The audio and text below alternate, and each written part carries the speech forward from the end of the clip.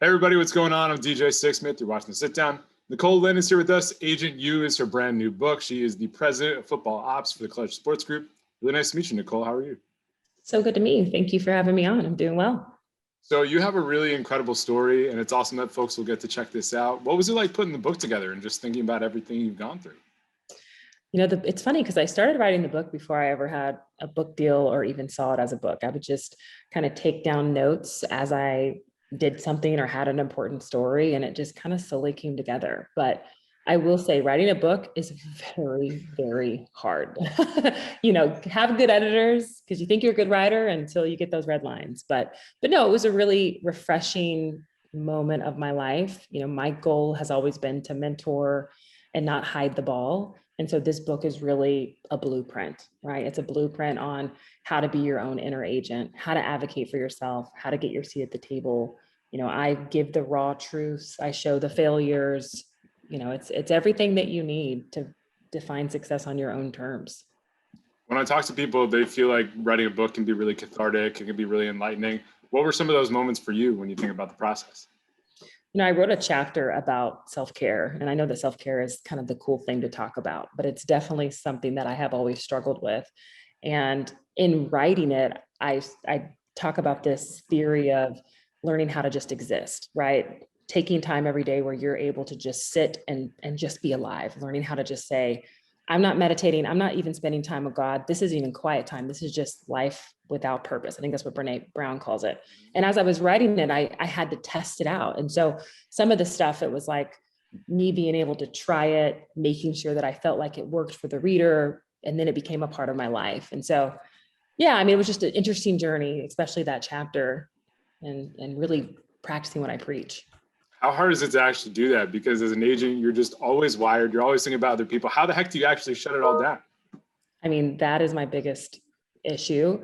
Even like basic self-care stuff like, oh, let's get a massage. Or, even when I'm doing that, I'm always thinking of my to-do list and my clients. And there's a little bit of guilt there. I should be working. And so I started with this existing time of, okay, let's do 2 minutes, which sounds like nothing for some people, but it's okay. 2 minutes of no guilt, just I'm here. And then I just took time or over time, I extended that and then started feeling it with activities. And so, I'm always on, unfortunately. Well, you've also existed in these worlds where you feel like you have to be on, right? Wall Street, being an attorney, the NFL, it never stops. How did, some of these experiences mold you? Why don't we start with Wall Street? Because you're used to being in these male-dominated areas. What was it about that experience that really stands out to you all these years later? I think getting on Wall Street, even getting that job was such a big deal. I remember getting there and I went to a state school and everyone I worked with being like, who did you know? I'm like, I didn't know anybody. I came from nothing. I don't have any connections. I don't know how I got this job. I worked hard, got good grades, but it's interesting because it was a lot of other people's dream and it was very prestigious, but it was never my dream. And so it was definitely a time in my life where I had to realize it doesn't matter how awesome something looks to other people. If it's not your purpose in life, it's never going to be fulfilling. And so, I made the jump from Wall Street once I decided I wanted to be an agent. And a lot of people thought I was crazy. I didn't come from money. And so leaving a 6-figure cushy job to chase a crazy dream of sports and telling everybody I want to be a sports agent was not always easy. They look at you a little crazy. It's like telling them you want to be a rapper or something. Mm-hmm. Yeah, there's a very specific look where it's like, oh, okay, cool, awesome, good for you. But yeah, it's going to be a lot. I'm sure you got a lot of those looks. I hope you have a plan B. Right. Yeah. Exactly. Yeah. So when does that idea first come up to be a sports agent? So, honestly, when I was 18 years old, right when I got to college, I learned pretty quickly that I wanted to work with athletes and support athletes, many of which had very similar upbringings that I did. And I saw that there was an issue in sports and I wanted to be the change. I didn't know it was called a sports agent. So I thought it was, okay, I'll be a financial advisor for athletes. And that's how I ended up on Wall Street. And after interviewing financial advisors, they kind of said, I think you want to be a sports agent or a manager. That's what that sounds like. And so I did a bunch of research and I was like, oh, you're right. I didn't grow up as some big sports fanatic. So it wasn't me trying to be close to the game. It was me trying to make a change in these young men's life. And once I figured that out, I went to law school and never looked back. What has been most eye-opening about the agency game? Because there's a lot of shady dealings, right? There's a lot of snaky people. What's really opened your eyes when you think about it? I think the most eye-opening thing I've learned since being an agent is that no matter how good you are, you can't protect every player from going broke. And I used to look on the outside and I'd see these crazy statistics about guys going broke, and I'd always blame the agent. I'm like, if I was their agent, that would never happen. And now that I'm on this side, yes, I can be an influence and a mentor, but there's only so much you can do. These are grown men. This is their money. And so that was really hard for me to come to grips with. I mean, thankfully, I haven't been in that exact situation, but I see how it can happen. And so it was more of a wake-up call that there's only so much saving you can do. Yeah, it's a really great point. And I think it's cool you've had a lot of really great players you've represented over the years. Lauren Chamberlain was one of the big ones for you early on. What was it like working with her and just seeing her grow over the years? Lauren Chamberlain is so amazing. She was the #1 overall softball pick in the pro draft. I mean, she's one of my favorite clients to work with just generally because she is always her authentic self. I talk about in my book, Agent You, how to show up as yourself every single day. And Lauren is literally the epitome of that. She is always going to be her. She doesn't care what you think. She's comfortable in her own skin. I mean, she's so comfortable. It's like, I learned from her in that. I'm like, man, I want to be so unapologetic about who I am like she is. So she's awesome. It's cool that you can have that relationship too, right? Where it's like, I can be your friend, but I can also guide you from a business perspective. How did you develop that with your clients over the years? It's just relationships and spending time. So our job as an agent, our only actual job is to negotiate the contract. Typically a contract is around 4 years. And so I negotiate and then it's 4 years later till the next deal. That's really all my job description says. So I try to go above and beyond in creating that day-to-day personal relationship where I'm call one, I'm kind of the glue for my guys. And so it takes spending time with them, knowing what they like, knowing what makes them excited, helping them with their off the field ventures, whether that's community service or planning a baby shower, kind of a one-stop shop. I think it's awesome you're able to do all those things. And also just the fact that you're able to build out in this industry, right? It's hard enough to get one client and keep that client, but to have many different clients, I mean, can you speak to some of those challenges in terms of actually building out your business here? Oh man, it is so hard to get clients. Like every year they come out with a list, and I think there's only like 100 agents out of 900 that have 10 clients. There aren't many that have 20 and 30. And so they always say 90% of the NFL is represented by 10% of agents. There's like 10% of agents that pretty much monopolize the entire NFL. And so it's hard to break into that. I built my business early on representing undrafted players, guys that were under the radar, but that I believed in and I knew were very good. And that's really how I started. Get one, get another, then they become a star. Now they're a multimillionaire. I took a shot on them and they took a shot on me. And so that's really how I broke in.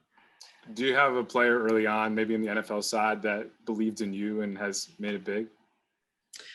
I mean, Quinnen Williams was one, but he was a very good player, wasn't undrafted. The #3 overall pick. He was my first round draft pick that I ever repped, and he gave me a shot. He interviewed with agents that had 50 to 100 first rounders, and he believed in me and really gave me my shot at kind of my first high level draft pick. And I don't take that for granted. I'm so grateful even today that he felt comfortable with someone that didn't have the level of experience as everyone else. It really speaks to who you are and what you brought to the table. How long did it take to court him before it was finally official? I mean, I'm gonna be honest with you. We only had one meeting. He found me through research. He's such a smart young man. He did his research on agents, and he had found some videos I had done, and I had some articles, and he did a bunch of research. Did one meeting, and he said that he knew. So that's a really extraordinary story. Yeah, he just knew. He's sharp. He's quick, and he's obviously had a great career so far. So, what impresses you the most about Quinn on the field and also off the field? On the field, he is such a hard worker. I don't think nobody could really know. I mean, this is like someone that gives 150% every single day. And he's such a dominant player. Off the field, there's not a better human being than Quinnen Williams. He's literally the sweetest person you'll ever meet. He's a very big cheerleader for other people. Like when he calls me, he's always, "Oh my gosh, Nicole, I just saw you did this. This is amazing." I mean, he's as big of a cheerleader for me that I am for him. And so, he's just an amazing young man. You represent a lot of great people. Jalen Hurts, I'm sure, is somebody that comes to mind for you as well. What stands out about him and just the relationship that you built with him? Jalen Hurts is so, oh man, I don't even know how to explain it about him. He's also a very hard worker, similar to Quinnen, but they couldn't be more different. You know, Jalen is so locked in, just in a different a quarterback way. I don't know how to explain it, but you know, he's focused on the goal. He doesn't let any of the outside stuff bother him. He's had so many trials and tribulations. He doesn't care about any of that. He's always has his eye on the prize. And I love that about him. His level of focus is honestly on a different level, right? He's not a guy that wants to take all the interviews and be on the red carpet. I mean, that's not who he is. He knows his job. He shows up every day. He does it. He works hard, you know, and he's just tunnel vision. And I love that about him. It sounds like the guy was built for Philadelphia, right? He went through I mean, so much in his college career. Then you put him in one of the biggest media markets, and he's not even phased, Nicole, right? It's crazy. he's just like so calm. I always talk about like when I watch him play in the craziest moments on the field, and he's like the calmest person I've ever met. I'm like, you're so cool, calm, and collective. Where I am like always anxious, and I mean, we couldn't be more different in that. But I love it. He's got like a swag to him. He's so cool. I'm like, you are just too cool. I think you're at a really Cooler interesting. than me. Yeah, he's an incredible guy. I mean, whether it's Jalen or Quinnen, like they're at the early phases of their career. You know, how excited are you to just see them build things out for the next several years, maybe even a decade in the NFL? And that's almost impossible to do. It's so exciting. I love watching their dreams come true. Their first dream of getting drafted, you know, that's like a check mark, but there's so many more goals along the way. You know, for each of them, it may be different. So I love watching them really fulfill those goals and kind of meet the mark and then set new ones. So I'm just excited to be along for the ride. No doubt about it. I want to bring it back to you. So you work with Clutch now, and people know Clutch for Rich Paul and basketball, but what's it been like to work with him and also just grow things out on the football side and really create your space here? Oh man, Clutch Sports is just phenomenal. It's one of the best decisions I've ever made in my life. So blessed to work with the team, not just Rich, but you know, there's 40 employees at Clutch. Each of them very innovative, very much put clients first, and just have a different edge when it comes to sports representation. So, you know, it's been amazing. I'm excited to be kind of on the ground floor of the football division with so many amazing football employees, and can't wait to see where we are in 10 years. Yeah, just getting started with that, and your career's just getting started. And, you know, we were talking about your story here. Clearly somebody was like, hey, this would make a pretty good TV show. So what can you tell me about the TV show coming up? What do we got? So it's a scripted show. It's created by 50 Cent. Stars, it's gonna be on the Stars Network. And so 50, you know, he knows what he's doing when it comes to TV. So it's not a show that I'm in. It's just inspired by my life, but it's really about a Black female sports agent and how she's navigating that world. So much of it is fiction and will be fiction, but I'm really excited to be an executive producer and, you know, kind of give some of that insight into what it's really like in sports. So kind of like Scandal, you know, it's really based on someone, but I don't think that there was like B613 and all the weird stuff. It's like 10% accurate from the person, but the show will follow what is it like to be a sports agent, but then to be a woman in that industry. So I'm super excited about that. Well, speaking of women in that industry, Gabrielle Union wrote the foreword for your book. What did that mean to you? That was the coolest thing ever. When you guys do get my book, which releases on July 13th, you'll see the story about how that came about. But in that moment, I was being my own agent. It's everything I teach in the book about advocating for yourself and shooting your shot. Getting Gabrielle Union to write my foreword was exactly that. So I'm not going to spoil it for you guys, but yeah, one of the highlights of my career. For sure. It's like, what is this? Is this Gabrielle Union in my DM? I can't believe it.